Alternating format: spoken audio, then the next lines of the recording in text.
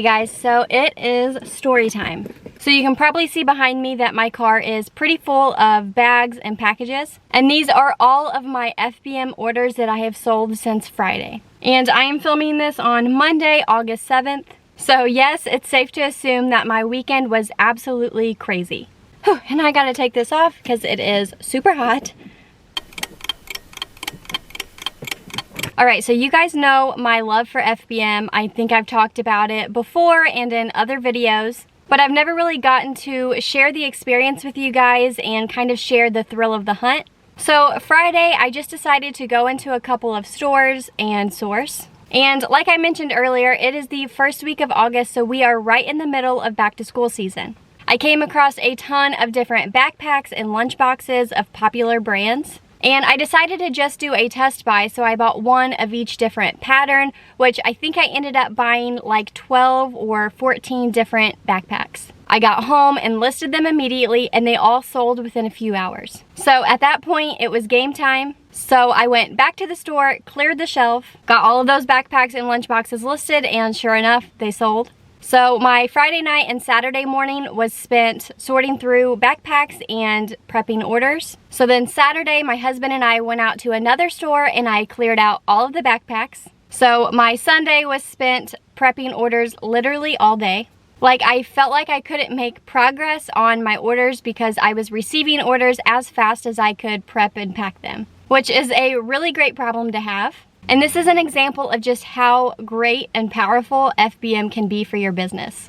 So I got on Seller Central, I looked on Inventory Lab, and I wanted to share just some numbers with you guys. And at this point, I have shipped out 89 orders and have made approximately $1,100 in profit just since Friday. But I'm not done yet. So in today's video, we are going to go hit up another store to see how many backpacks and lunch boxes I can find. And yes, I am planning to clear the shelf on all of the backpacks and lunch boxes that I've already sold. But first, let's go drop off these packages.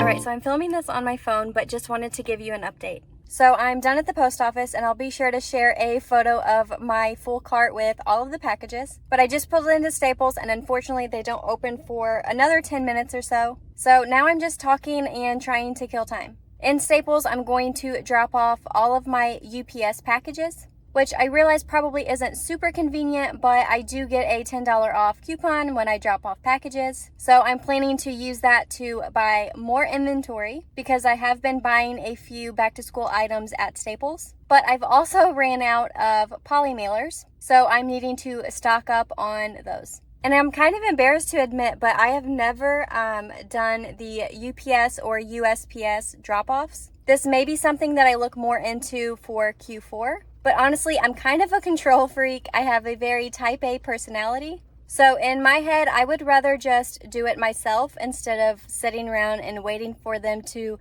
come pick it up.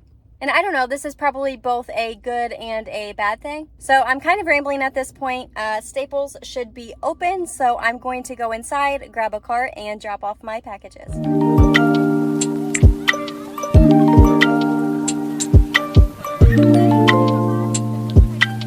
Alright, so I just made it to Gabe's, and now that I think about it, I don't even think I told you where I have been sourcing at, but I've been buying all of my products from Gabe's, TJ Maxx, and Marshall's.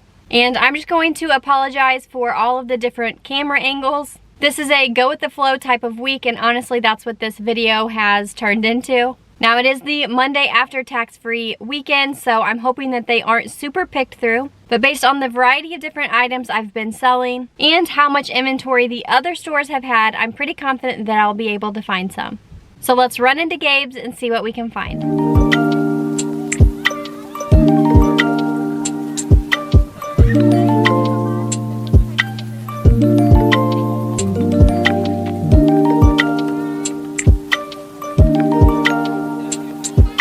You guys, I just bought so many backpacks. This is probably a record trip for me as far as number of units purchased as well as total spent in the store.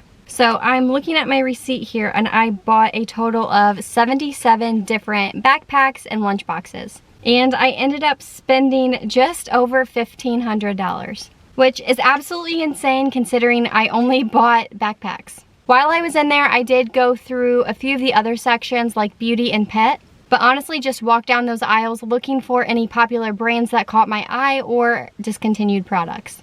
I don't typically do this because when I go out sourcing, I really try to make it worth my time. But I was on a mission today to find as many backpacks and lunch boxes as I could, and I think it paid off. If you have ever been on a sourcing trip like this where you are looking for a couple different items and you're able to fill not one cart, but 2 carts, then you know the adrenaline rush that comes with it.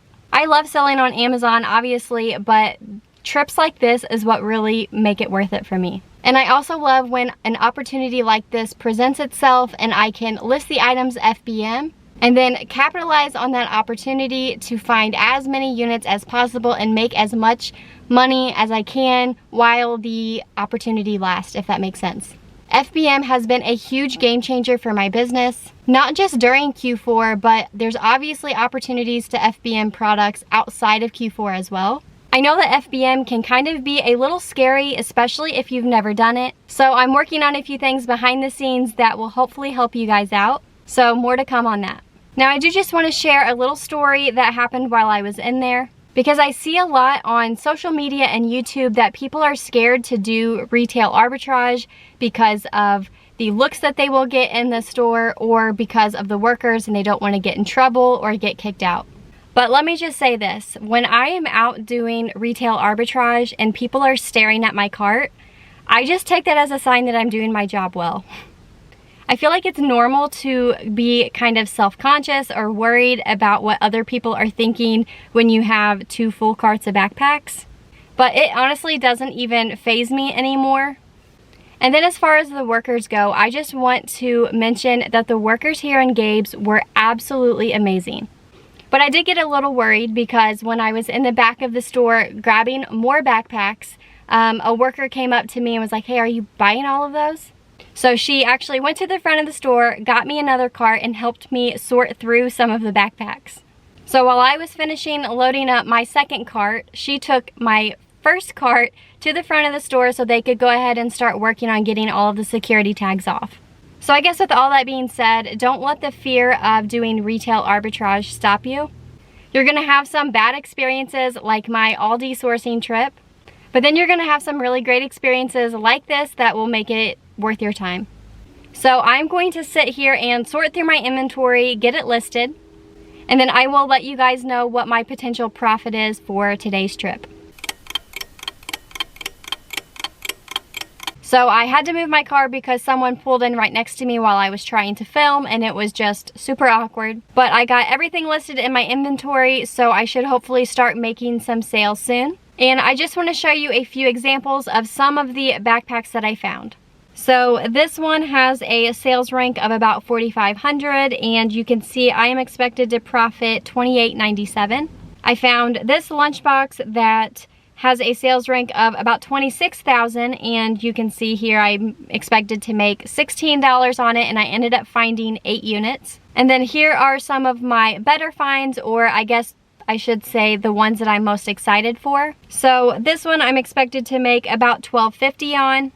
Let's see, this one I'm expected to make $10 on. And then this one is by far my most profitable backpack. It has a sales rank of about 1,500 and I'm expected to profit about $30. This one has been a little bit harder to find. I think I've only found and sold like 4 or 5 units, but I was able to find 2 more today. So if my on-the-spot math is correct, I am expected to profit $975. So I was planning on staying out and sourcing longer and hitting up a few other stores, but the back of my car is full and I have my work cut out for me this evening. It also kind of looks like it might storm soon, so I'm going to run to Staples, stock up on as many poly mailers as I could find, and then get home to start prepping and packing my inventory.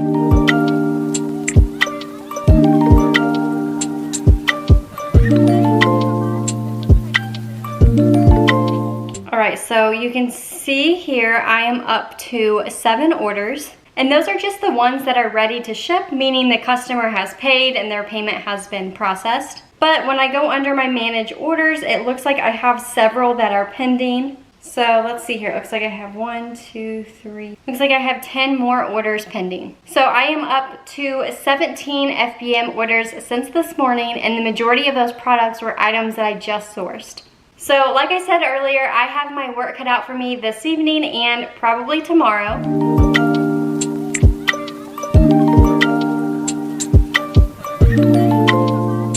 Because of all of the orders I have left to pack this evening, I think that this is going to be it for today's video. I will be making a part 2 for this video, sharing how many units I've sold as well as how much profit I've made. I love seeing other Amazon sellers succeed, and I am a firm believer that we can all be winners.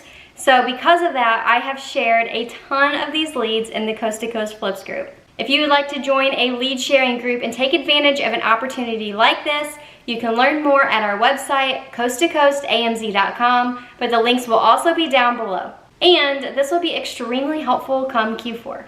So thank you guys so much for watching and tagging along on this backpack adventure. Please be sure to like, subscribe, and comment, and I will see you guys next week for part 2.